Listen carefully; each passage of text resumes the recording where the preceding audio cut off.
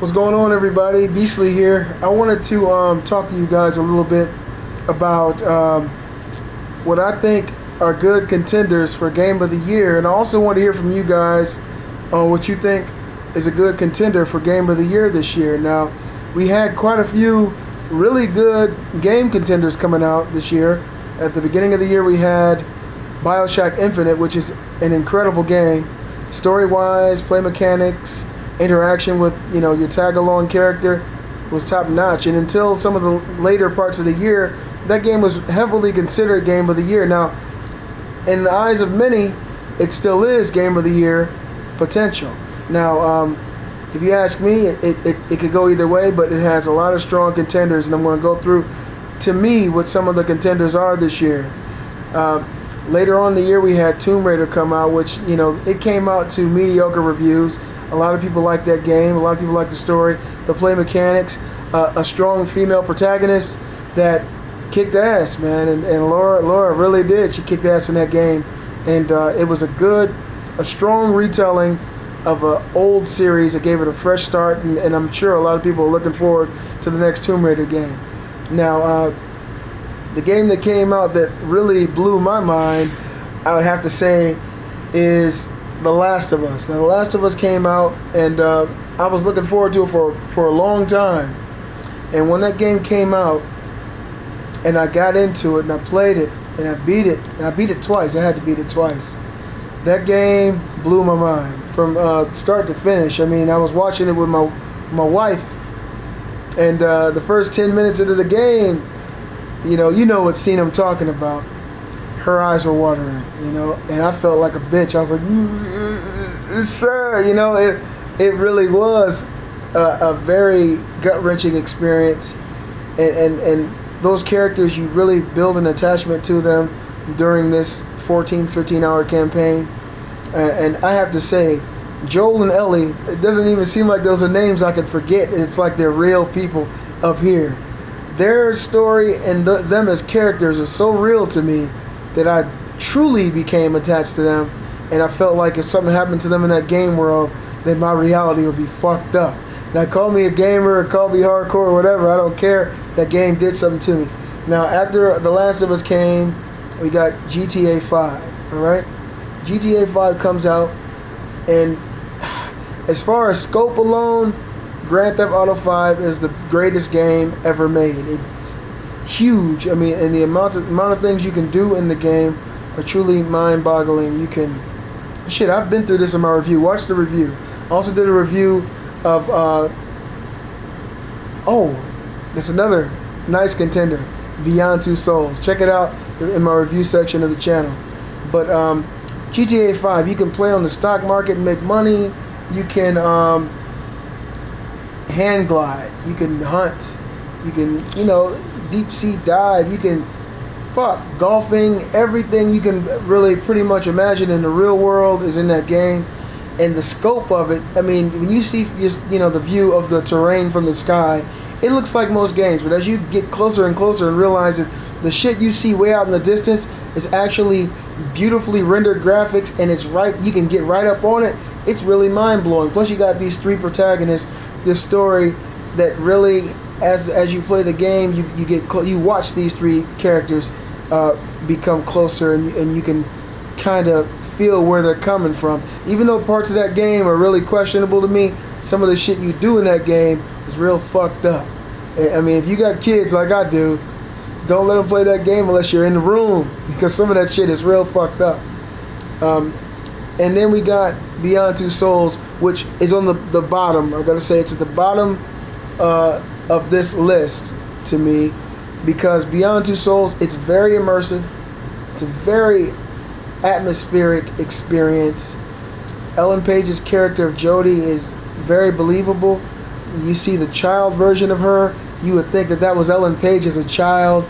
And the acting, William Dafoe, he didn't, do the Spider-Man thing here, but he really got off. I don't know the black dude's name, and I feel so bad for not knowing it, but you guys know the black guy from, let me see, Vampire in Brooklyn, old school TV shows.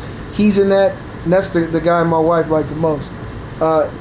You're dealing with this entity named Aiden, and I'm not going to spoil anything here, but it goes from the point of you being a child. This thing's been with you since you were born, and once you you lose your parents, they have to give you up because of this thing. It's tormenting you, tormenting the house, tormenting them, tormenting children.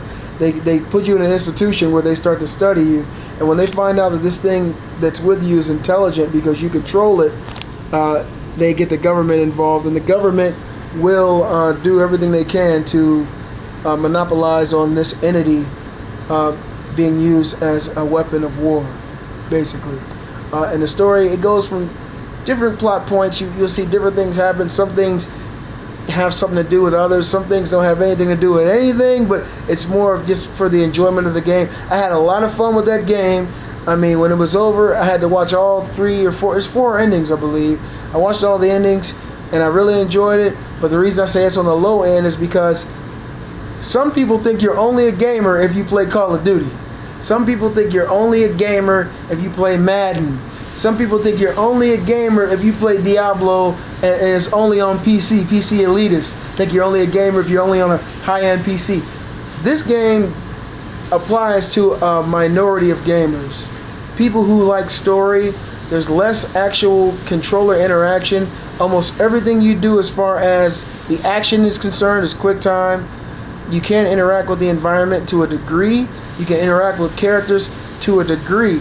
But some people want to be able to control everything in a game. And Beyond Two Souls is not that kind of experience. It's like this. In Beyond, if you want to, if someone said, hey, I got a $60 movie, I want you to check this out. It's $60, okay? But with the $60, you're going to get a movie experience unlike any experience you've ever had in your life. You would say, well, shit.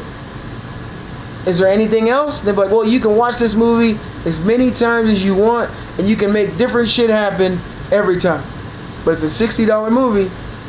You'd be like, all right, I'm going to go ahead and give it a shot. For people who like that idea of watching an Ellen Page movie, that's a $60 movie that lasts like 17, 18 hours, and you can change shit and interact with different things, buy this game. It's an excellent game. It's a really good story. Of course, it's not perfect.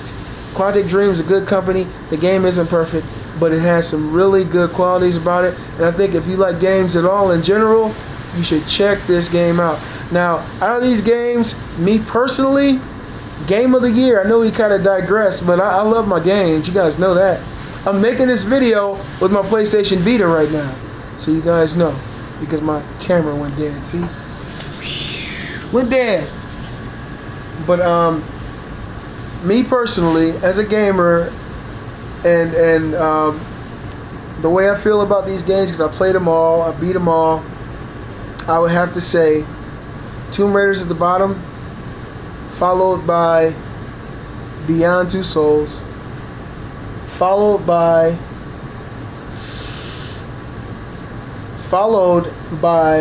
BioShock Infinite, followed by, drum roll, you guys make a drum roll. You know I ain't got enough money for no drums. Followed by GTA 5, making my Game of the Year nomination, The Last of Us. The Last of Us to me was an absolute perfect game. I don't think you could have improved it. You can't say anything bad about the game. I mean, you really can't. It was a hell of an experience. It was action-packed. It was scary. It was heartfelt. It was heart-wrenching at times in the game. You were like, oh my God. The game is amazing. If you have not played The Last of Us, go get it. If you got an Xbox 360, trade that shit in and get you a PlayStation 3 and get The Last of Us, because that's my prediction for Game of the Year. The Last of Us. Now, it may go to GTA 5. It might, because of the sheer numbers. Grand Theft Auto 5 done broke every record in the book as far as video games go. But that doesn't make it an overall better game. It might just be that a lot more people know about GTA 5 and they like the experience of Grand Thefts. But to me, as far as story goes, as far as characters go, as far as the realism of it, the way you feel at the end of it, The Last of Us all day long. Alright guys? So this is the Beastly Gamer. Give me a little piece of my mind, my beastly thoughts. And you guys be sure to like and subscribe to the channel. You're catching me at work in this dirty ass lunchroom. I'll see you guys soon. Beastly, I'm out.